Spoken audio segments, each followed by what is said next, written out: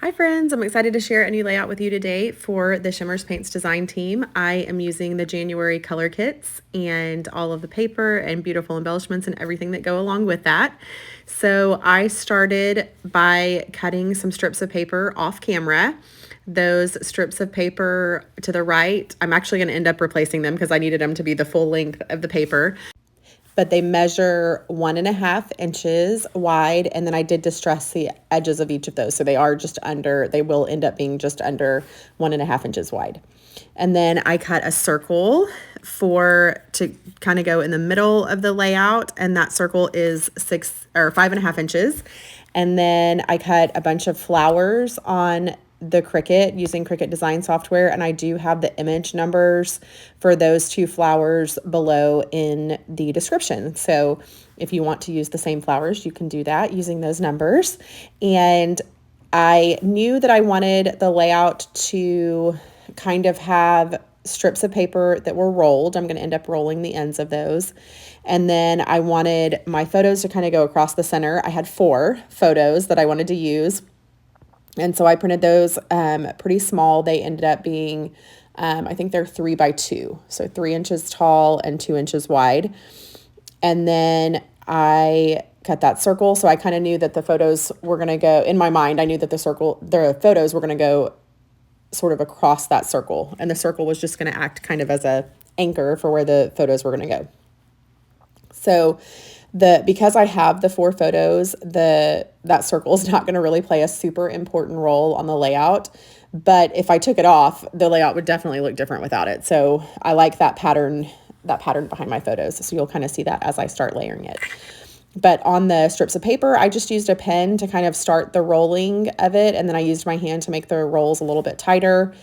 The longest strip is going to be on the right side, and then as I roll them, they get just a touch shorter as I move towards the center of the paper. So they are not perfectly rolled. They're not like super precise. I just kind of rolled them and then added some adhesive and went from there. So that's what is happening there on that right side. And then the circle, I also distressed the edges of the circle. When I started, I did kind of think my photos would be more centered on the layout, but as I get everything else on the page and like the embellishments and everything that I know I want, I end up moving the photos all the way to the left side and then moving the circle down. So they're not really in the center of the layout. They're just below center. So you'll kind of see that as I go, as I play with the flowers. So the red flowers, I did, the image in the Cricut software is just the top flower. And then I layered it using the contour tool. I created the layer for behind the flower as well. So it's two different colors of red patterned paper. And then the pink flowers, I'm going to end up painting those a little bit. So they were a little bit pastel. I loved the patterned paper, but once I got it kind of layered with all of the other colors that I have going on, I realized it was a little bit too pale of a pink. So I ended up using that Pink About You from the January color kits. And it's an Inklings, and that's one of my favorite pinks. I love that pink. So I used that to paint those flowers, and that helped them kind of not stand up too really, but just be as substantial as the red, because the red patterned paper is very bold. So I wanted the pink to really kind of have its own moment with the red. And so it needed to be a little bit more bold. Okay, so then on the background, what I did, I took patterned or textured packaging. So this is, if you've watched my layouts for a while, you've seen me use this piece of packaging before, but it's just a piece of packaging that my son's PlayStation came in several years ago, and it is trash. It was supposed to be trash, but I noticed that it had this really cool like checkered pattern on it, and it's like foam. And so I love that when I use that on the background, and in the close-ups you can kind of tell it adds sort of like a little teeny tiny square pattern to whatever I use the packaging technique with. So I used the Shimmers Buddy's Favorite Color to put that red on the background. And then I used the Pink About You to add some splatters. And then I also used the Inklings, the holly and the ivy. So that green, you'll see me, I'm adding that right now. So I just added a little bit of water to that Inklings to activate the color. And then with my paintbrush, I just went and splattered that green on. And I love how that looks on the finished layout. Those both add quite a bit of shimmer. All of it actually is very shimmery, the paint in the background. So I love how that ended up looking. This pattern paper I end up using just to back my photos because I needed a little bit of white, and I knew I probably wasn't going to use that piece of pattern paper the way that it is right there. I might use the frame of it a little bit on another layout, but I knew I wasn't going to use that big white space. So I used that to back my photos. And then I've got those set up right there. I am going to use craft foam to back my photos here. And I just quickly cut a strip, and then I cut them all the same size. You can see me do that really fast to cut that foam to go behind those. And so those are all going to be kind of at the same level going across. And I go ahead and adhere those down because I know everything is where it's going to go. So I've got my photos, the patterned paper, the inks on the background. And then from here, I'm just going to do the embellishing. So this is my favorite part when I get to, well, actually the mixed media. Okay. So I have lots of favorite parts, but this is one of my favorite parts is when I get to the embellishments. I get to start adding all of the things that I've either created or cut, fussy cut, or, all the different stuff. So I love getting to put it together and see, okay, is it going to come out like I had it in my mind? And this one, I end up loving how it looks. So I get the red flower down. And for these clusters, I actually only use 2 flowers. So they're big clusters because I cut the flowers pretty large.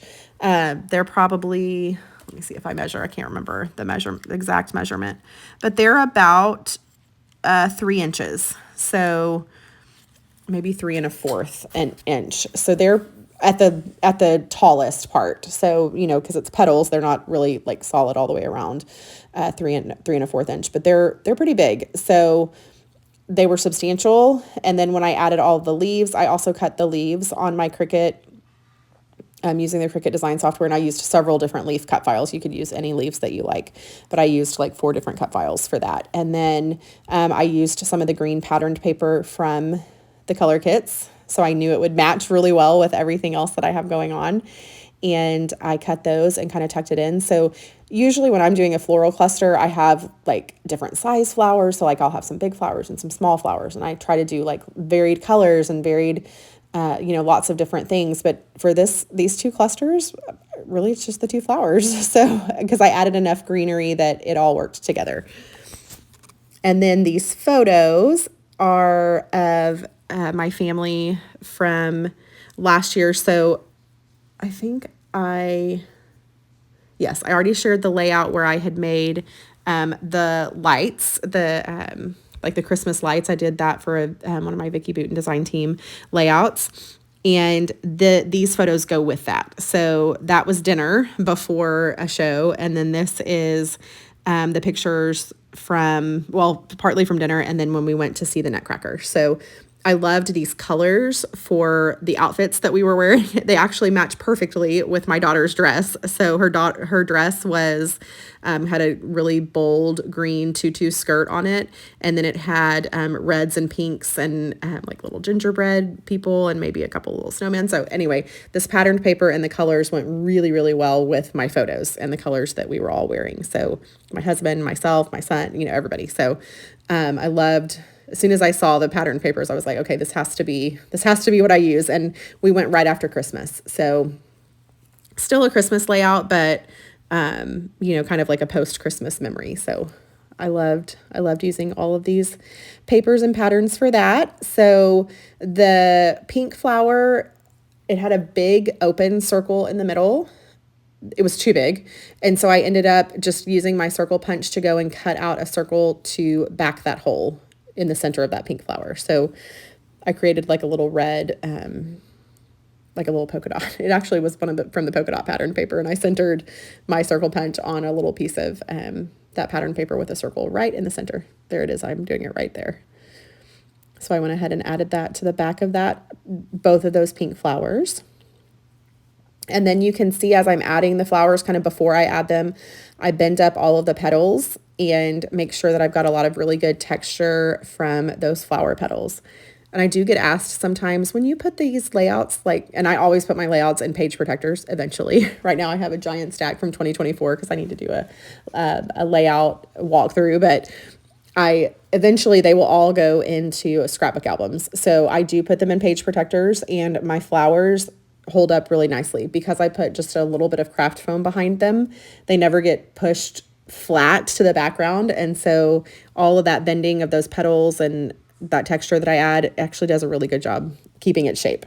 So over time too, like I have layouts from, 10, 15 years ago where I have flowers that are still holding their shape. So it does help add texture long term.